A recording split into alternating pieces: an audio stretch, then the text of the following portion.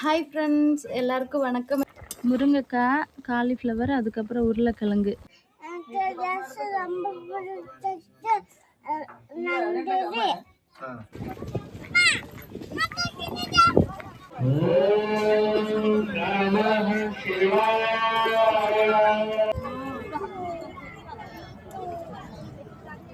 Hi friends, எல்லாருக்கும் வணக்கம். எல்லாரும் எப்படி இருக்கீங்க? எல்லாரும் நல்லபடியாக இருக்கிறதுக்கு நான் கடவுளை வேண்டிக்கிறேன். எல்லாருக்குமே ஜெய் ஜெகநாத் நமஸ்கார்.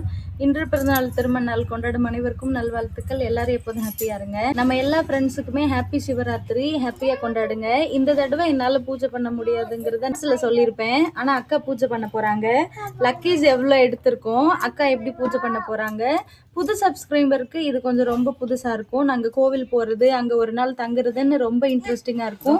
ஸ்கிப் பண்ணாமல் பாருங்கள். இது என்னோட அவுட்ஃபிட். இது இதோட 2வது டைம் இங்கே கட்டிட்டேன், இருந்தாலும் காமிக்கணும். தேஜு கொஞ்சம் பாருங்க எப்படி இருக்கான்னு. தேஜு, ஐயோ சிக போல் लाଗୁনি এটা খুলতে সব உப்புரட்டு காய்க்கு கூலையில. தேஜோட அவுட்ஃபிட் இதுதான். அந்த அம்மாச்சிக்கு அல்ல ட்ரெஸ் எப்படி இருக்குமா? உனக்கும் அழகா இருக்கு. சரி சரி. நம்மளோட எல்லா ஃப்ரெண்ட்ஸுக்குமே ஹாப்பி மகா சிவராத்திரி. ஹாப்பியாக கொண்டாடுங்க, ஹாப்பியாக பூஜை பண்ணுங்க. ஓகே, இன்னைக்கு டே எப்படி போகுதுன்னு பார்க்கலாம். டைம் இப்போ 6:43. எப்போதும் போல் இங்கே டே கிளைமேட் இப்படி தான் இருக்குது. நிறைய இடத்துல குளிர் காஞ்சிட்டு இருப்பாங்க போல். புகை தான் அதிகமாக இருக்குது. இன்னும் கொஞ்ச நேரத்தில் வேர்க்கும். பிப்ரவரி முடிய இங்கே வெயில் தொல்லை தாங்க முடியாதுங்க. சாப்பாடு வெந்துட்டுருக்கு. நான் இந்த வருஷம் பூஜை பண்ண முடியாதுல்ல, அதனால் நான் சாப்பிட்டு போகலாம், பிரச்சனை இல்லை. அக்காவும் அப்புறம் அக்காவோட ஹஸ்பண்ட் வருவாங்க. அக்கா சாப்பிட மாட்டாங்க. ஆனால் ஒருவேளை அண்ணா பாப்பா எல்லோரும் சாப்பிட்டா, வீட்லேயுமே என் ஹஸ்பண்டு அப்புறம் தம்பி ஒருத்தர் இருக்கான். என்னோட சொந்த தம்பி இல்லை, ஆனால் ரிலேட்டிவ் முறையில் தம்பி வேணும். அவங்க எல்லோரும் சாப்பிடுவாங்க, அதனால் சமைச்சிட்ருக்கேன். குழம்பு வந்து காலிஃப்ளவரு அப்புறம் முருங்கைக்காய் இருக்குது, உருளைக்கிழங்கு போட்டு இதுதான் குழம்பு வைக்கணும். அது கூடவே சாப்பாடில் உருளைக்கிழங்கு வேக வச்சுருக்கேன். ஆளு பொறுத்தான்னு சொல்லுவோம்ல, உருளைக்கிழங்கு பொரியல், உருளைக்கிழங்கு மசியல், அதுவும் செய்யணும். ஓகே, கொஞ்சம் கொஞ்சமாக வேலையை ஆரம்பிக்கலாம். காலையிலே ஒலை வைக்கிறதுக்கு முன்னாடி இந்த இடத்த சாணி பூசிட்டு தான் ஒலை வச்சுருந்தேன். நான் நம்ம வீட்டில் இந்த வருஷம் பூஜை பண்ண முடியலனாலும் இங்கே வெளியே சாணி பூசாதது மட்டும்தான் குறை. நேற்று சாணி கிடைக்கலங்க, அதனால தான் பூசலை. ஒருவேளை வேலை சீக்கிரமாக சமையல் வேலை சீக்கிரமாக முடிஞ்சிச்சு அப்படின்னா கண்டிப்பாக பூசிட்டு கூட கிளம்பலாம். அதை விட அவங்க வீட்டுக்கு வரும்போது ஹாஸ்டல் போயிட்டு பெரிய பொண்ணை பார்த்துட்டு வரேன்னு சொல்லியிருக்காங்க. கூட்டிகிட்டு வருவாங்களா இல்லை சும்மா பார்க்க போயிருக்காங்களான்னு இன்னும் தெளிவாக தெரியல. காலையில் இன்னும் அக்கா கிட்ட இருந்து ஃபோன் வரல. ஒருவேளை இதுக்கப்புறம் கால் பண்ணாங்கன்னா சமைக்கும்போது என்னென்ன சொல்லியிருக்காங்கன்னு ஷேர் பண்ணுறேன். ஓகே, நான் காய்கறிகள்லாம் கட் பண்ணுறேன்.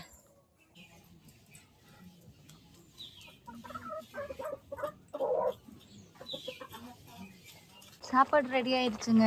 உருளைக்கிழங்கு மசியலுக்கு வேக வச்சுருந்த உருளைக்கிழங்கு எடுத்துட்டேன். அதில் பாதி வந்து நடுவில் வேகாமல் இருக்குது. குழம்பு தாளித்து விட்டதுக்கப்புறம் தான் தோலெல்லாம் உரிக்கணும். முருங்கைக்காய், காலிஃப்ளவர், அதுக்கப்புறம் உருளைக்கிழங்கு. காய்கறி வெந்துருச்சு, தாளிக்க போகிறேன். வெங்காயம் தக்காளி எல்லாமே கட் பண்ணிட்டேன். இதுக்கு முன்னாடி நம்ம வீட்டு தோட்டத்தில் இருந்த கொத்தமல்லியை நான் காமிச்சிருப்பேன். இங்கே பாருங்கள், செடி நல்லா எவ்வளோ ஹைட்டுக்கு இருக்குன்னு. இங்கே பாருங்கள், இதுதான் லாஸ்ட்டு. மறுபடியும் நாங்கள் செடி நட்டிருக்கோம், வாங்க பார்க்கலாம். இப்போ தான் கொஞ்சம் நேரத்துக்கு முன்னாடி தண்ணி ஊற்றினேன். ஏன்னா இன்றைக்கி போயிடுவோங்களா, நேற்று சாயங்காலம் என்னால் தண்ணி ஊற்ற முடியல. மறுபடியும் கொத்தமல்லி போட்டிருக்காங்க. நாங்கள் வந்திருக்கும் போதே முன்னாடி நட்டு வச்சுருந்த செடியெல்லாம் பாதி அவங்க சமைச்சிட்டு மறுபடியும் வளர்ந்ததுங்களாம். அதனால் கொஞ்சம் உயரமாக வளரும் போதே விதையெல்லாம் நட்டுட்டாங்க. அதனால் இந்த டைமில் இவ்வளோ வளர்ந்துருக்கு. இது வளர்கிறதுக்கு முன்னாடி இருந்த எல்லா செடியுமே முடிச்சாச்சு. இன்றைக்கி சமைக்க போகிறது தான் லாஸ்ட்டு.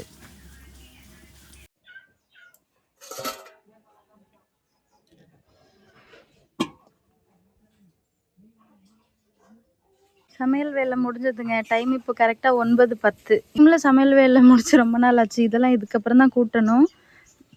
பாத்திரம் மட்டும் விளக்கிட்டேன் அப்படின்னா நான் போய் குளிச்சுட்டு வந்து சாப்பிடுவேன். சிவராத்திரி அன்னைக்கு சமையல் வேலை இப்படி தாங்க முடிஞ்சது. அக்கா வந்து பெரிய பொண்ணை கூட்டிகிட்டு வரல, சின்ன பொண்ணும் அண்ணா மட்டும்தான் வந்தாங்க. நாங்கள் எல்லாருமே ரெடியாக இருக்கோம். அவங்க ஹாஸ்டல் போயிட்டு வீட்டுக்கு வர்றதுக்கே 11:30க்கு மேலே ஆயிடுச்சு. அவங்க வீட்டுக்கு வந்து அதுக்கப்புறம் சேரீ மாற்றி ரெடி ஆனாங்க. அவங்க முன்னாடி போகிறாங்க, நாங்கள் இன்னொரு வண்டியில் போகிறோம். இப்போ கோவில் பக்கத்தில் இருக்கோம். இந்த க்ரௌடு பழைய சப்ஸ்கிரைபர் எல்லாருக்குமே தெரியும்னு நினைக்கிறேன். இதுக்கு முன்னாடியெல்லாம் இப்போ எல்லோரும் நடந்து போகிறாங்களா, அதுலேருந்து கொஞ்சம் தூரம் தள்ளி தான் வண்டியை நிப்பாட்டுவாங்க. ஆனால் இந்த வருஷம் கொஞ்சம் பரவாயில்ல, கொஞ்சம் முன்னாடி கொண்டு வந்து நிப்பாட்டணும். நல்லா இருந்தது. சிவராத்திரி அன்னைக்கு கோவிலுக்கு வந்து விளக்கேற்றுறவங்க எல்லாருமே இந்த மாதிரி தான் கூடாரம் போட்டிருப்பாங்க. ரொம்ப குளிரும், ஆனால் எல்லாருமே வைக்கோல் கொண்டுட்டு வந்திருப்பாங்க. இங்கே குளிர் அதிகமாக இருக்கிறனால தேஜு பாப்பா பிறந்த புதுசில் இங்கே மழை காலங்க. அப்போ வந்து என்னை வைக்கோல் கீழே விரித்து விட்டு அதுக்கு மேலே பாய் கொந்தா பெட்ஷீட் போட்டு தான் தூங்குவோம். அதே மாதிரி இங்கேயுமே கூடாரம் போடுறவங்க வைக்கோல் கொண்டுட்டு வந்திருப்பாங்க. ஒவ்வொரு கூடாரத்துக்கும் கண்டிப்பாக ஒரு 6-7 பேர் இருப்பாங்க. நாங்களுமே இந்த டைம் அதிகமாக தான் வந்திருக்கோம். அக்காவோட ஃபேமிலி, அப்புறம் என் ஹஸ்பண்டோட ஃப்ரெண்ட்ஸ், அந்த மாதிரி தம்பிங்க எல்லோரும் வந்திருக்கோம். இந்த செடி யாருக்கெல்லாம் தெரியும்னு சொல்லி மறக்காமல் கமெண்ட் பண்ணுங்கள். இது வந்து சுண்டல் செடி, கருப்பு சுண்டல் இருக்குல்லங்க, அதுதான். ஆனால் அது பிஞ்சாக இருக்கும்போதே பச்சையாக இங்கே சாப்பிட கொடுப்பாங்க. ஒரு 4-5 செடியே என்னவோ 20 ரூபா சொல்லி வித்துக்கிட்டு இருந்தாங்க. அக்கா பிச்சு காமிக்கிறாங்க பாருங்க. இப்போ கோவில்கிட்ட இருக்கோம். அக்கா பூஜை பொருள் எல்லாம் வாங்குறாங்க. இன்றைக்கி விரதம் இருப்பாங்கள்ல, அதனால் ஃப்ரூட்ஸ் கொஞ்சம் அதிகமாக இருக்கும். எப்போதும் போல் வாழைப்பழம், பத்தி, அதுக்கப்புறம் அந்த வெள்ளை கலரில் ஒரு பாக்கெட் இருக்குது பாருங்கள், செர்ரி பழம். அது கூடவே வேளாங்கண்ணியில் கிடைக்கிற சாக்லேட் மாதிரி ஒன்று இருக்கும் அது. அதுக்கப்புறம் இங்கே பாருங்கள் மிட்டா ஆளுன்னு சொல்லி நான் நிறைய டைம் உங்ககிட்ட வீடியோவில் காமிச்சிருக்கேன். அது வந்து டிஃப்ரெண்ட்டாக இருக்குது பாருங்கள். ஒரு கடையில் நல்ல குண்டாக இருக்குது, இன்னொரு கடையில் கொஞ்சம் ஒல்லியாக சக்கரவள்ளி கிழங்கு மாதிரி லைட்டாக கொஞ்சம் ஹைட்டாக இருக்கும்.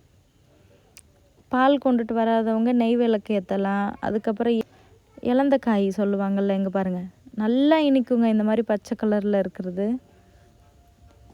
எவ்வளோ வேணாலும் வாங்கிக்கலாம், அவங்கவுங்க விருப்பப்படுற மாதிரி வாங்கிக்குவாங்க. கோவிலுக்கு பக்கத்தில் தீயணைப்பு வண்டி இருக்குது பாருங்கள். அதுக்கு பின்னாடியே ரொம்ப தூரத்துலேருந்து வர்றவங்கலாம் 2-3 நாளைக்கு முன்னாடியே வந்துடுவாங்களாம். ஏன்னா கோவிலுக்கு பின்னாடி வந்து குளம் இருக்குது, சமைக்கிறதுக்கு அப்புறம் தேவையான அளவுக்கு தண்ணி, குடிக்கிற தண்ணியெல்லாம் பக்கத்துலேயே இருக்குது. இங்கே தான் தங்கியிருப்பாங்களாங்க. நல்ல கூட்டமாக இருக்கும் கோவில், சூப்பராக இருக்கும். அக்கா பூஜை முடிச்சு வந்துட்டாங்க.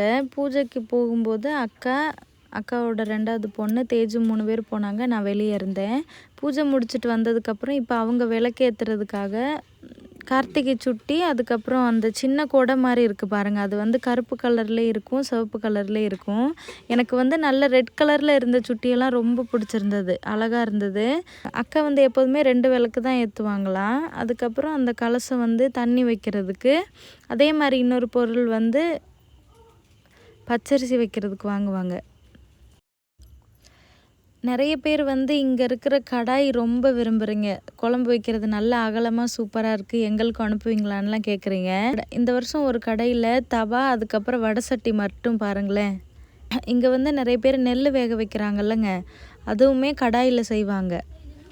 இந்த கடையில் இருக்கிறவங்க இந்த ஊருக்காரங்களாக இருந்திருந்தால் கண்டிப்பாக சிறுசு பெருசு ஒவ்வொரு ரேட்டும் கேட்டு சொல்லியிருப்பேன்.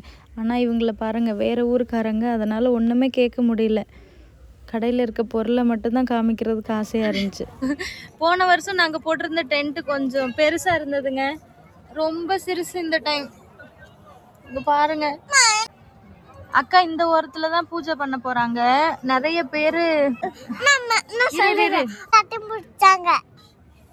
என்ன வீடு கட்டி முடிச்சிட்டாங்க. கேமரா இங்க இருக்கு, அங்க பார்த்தாதான் நீ அவங்கள பார்த்து பேசுற மாதிரி இருக்கும். இப்ப சொல்லு, எங்க பார்த்து பேசணும்? இங்க. பேசு.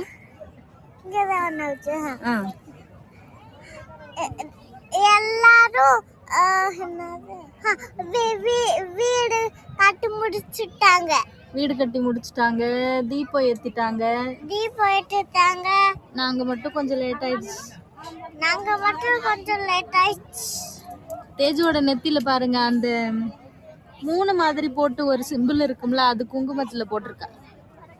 என் நெத்தில அப்படி இல்லையா, அதை கிண்டல் பண்றாங்க பாத்தியா, உனக்கு மட்டும் இல்ல அப்படியா. தூங்குறதுக்கு பெரிய பெட்ஷீட், கொந்தா, இந்த பேக்கில் சின்ன சின்ன பெட்ஷீட்டு, அப்புறம் பாப்பாவோட ஸ்வெட்டர் எல்லாமே இருக்கு.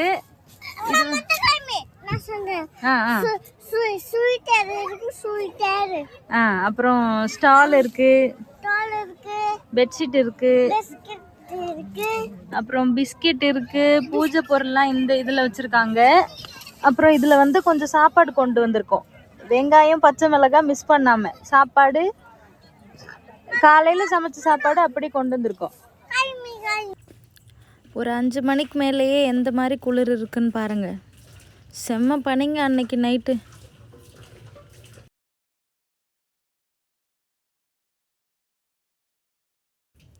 அக்கா இப்போ தான் தீபம் ஏற்ற போகிறாங்க.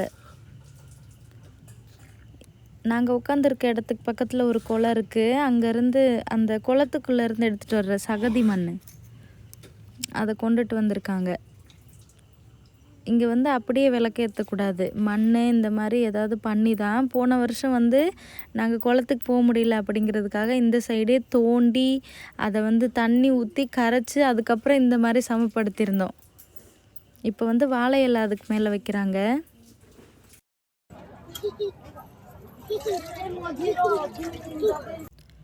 நம்ம எத்தனை விளக்கு வைக்கிறோமோ ஒரு சைடு தண்ணி வைக்கணும், இன்னொரு சைடு பச்சரிசி வைக்கணும். அந்த அளவுக்கு நல்ல நீட்டமாக மண் போட்டுக்கிட்டு அதுக்கு மேலே கண்டிப்பாக வாழை இலை இருக்கணுங்க. இப்போ வந்து பச்சரிசி வைக்கிற பாத்திரம் பாருங்கள், இந்த மாதிரி தான் வட்டமாக இருக்கும்.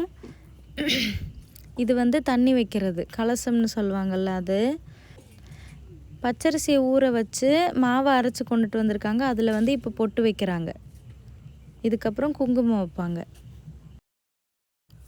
நம்ம இந்த மாதிரி பச்சரிசி மாவில் பொட்டு வைக்கிறதுக்கு முன்னாடி கண்டிப்பாக நம்ம அரிசி வைக்கிறது, தண்ணி வைக்கிறது, தீபம் ஏற்றுறது எல்லாமே முதல்ல கழுவிடணும்.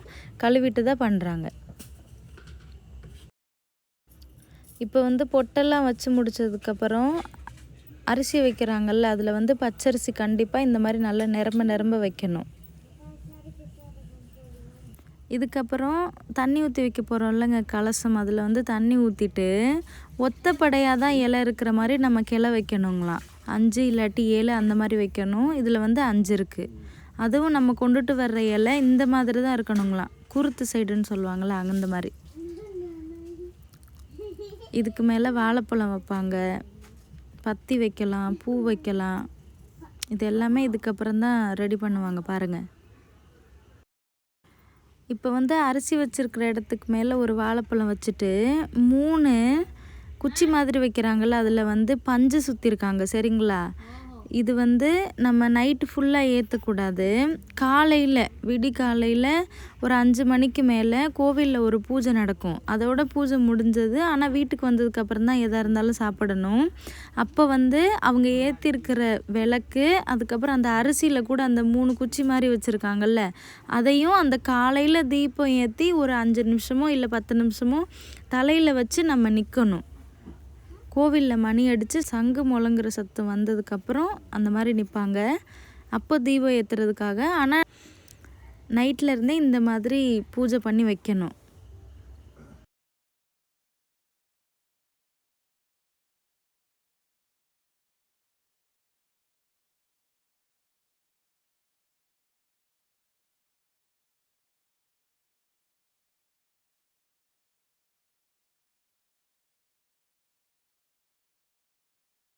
କେମିତି କାନ୍ଦୁଛୁ କହ? ମୁଁ ବି ହଁ ହଁ କାନ୍ଦିନି। ତୋ ପାଟି ଚୁପ୍ ହବନି? ତୋ பாட்டி சூப் பண்ண நை. அக்கா இந்த தடவை நெய்யில் விளக்கேற்றுனாங்க. அவங்க மாமியார் சொன்னாங்களாம், வருஷத்தில் ஒரு டைம் பண்ணுறோம், எல்லா டைமும் எண்ணெயில் தான் செய்யணுமான்னு. அதனால் இந்த டைம் நெய் வாங்கியிருந்தாங்க. எல்லாமே ரெடி பண்ணிட்டாங்கங்க. இப்போ வந்து பத்தி பற்ற வைக்கிறதும் விளக்கு பற்ற வைக்கிறது மட்டும்தான். எப்போதுமே விளக்கு ஏற்றும் போது 2 திரி போடுறது ரொம்ப நல்லதுங்களாம். அதனால் 2 திரி போடுறாங்க. போன வருஷம் தான் நான் ஃபஸ்ட் டைம் பண்ணேன். எக்ஸைட்மெண்ட்டில் ஒரு மணி வரையும் தூக்கம் வரல. அதுக்கப்புறம் குளிரும் கண்ட்ரோல் பண்ண முடியல, தூக்கமும் கண்ட்ரோல் பண்ண முடியல. உட்காந்துக்கிட்டே காலில் அந்த குத்த வச்சு உட்கார்ற மாதிரி உட்காந்து தூங்குவோம்ல, அந்த மாதிரி தூங்கி தூங்கி முழிச்சு பார்த்துக்கிட்டே இருப்பேன்.